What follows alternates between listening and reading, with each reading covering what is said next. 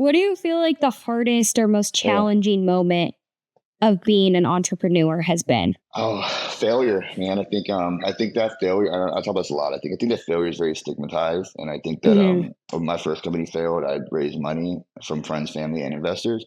And again, my Yeah. first business, and I was pre-med before that. I had no business. I had no real business experience. I had a band and gigs and clubs paid me, and and I had Right. parties and sold cups at the door. Like, I didn't have any business experience or organization experience.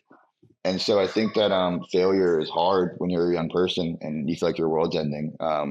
But I think that failure is not shouldn't be stigmatized. Failure is not the end. It's just like the toll. It's the Right. toll you pay, right? Like, you learn from Mm, your mistakes, and you make these mistakes and you learn hard lessons because you didn't see them, and somebody had to smack you in the face to let you know that you were doing something that needed to be changed. right. How do you motivate others around failure and keep your team shining? I just tried to lead by example and just try to be. I guess I Hmm. always try to lead by example, but I think I missed part of this until recently. I think maybe Matt from your team, as Super, is probably the person who's helped me with this a lot. Is I think that just being more open and telling more of my story has been what's worked the best for me to date.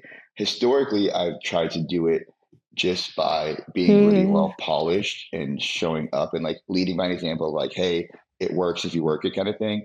And now I'm Right. more so doing it by like being open and transparent with my story and what's happened to me so that other people know like, hey, like, the things that you're going through, we all go through. It's not abnormal. There's nothing wrong. It's just part of Right. the process. And being vocal about that on social media. So Matt's been a good one for me of like, how do I deal with company culture? How do I build company culture and build trust and relationships with Hmm. people? And how do I be open and market and be social about my experiences so people know what they're following. They're not Right. just following this looks good. They're following my mission and my journey, and they hear more of my story. So I think that social media has been a big part of that, and just being more vulnerable and being more open has been, and transparency. I think that's probably the biggest thing. Right. Before, like I said, I just tried to do good things, and hopefully they followed. Now I'm just being more transparent. I love that. Yeah. So motivation for me, I think, is just helping people know that we understand them and that we all go through the same things. We're all human, kind of thing. Right.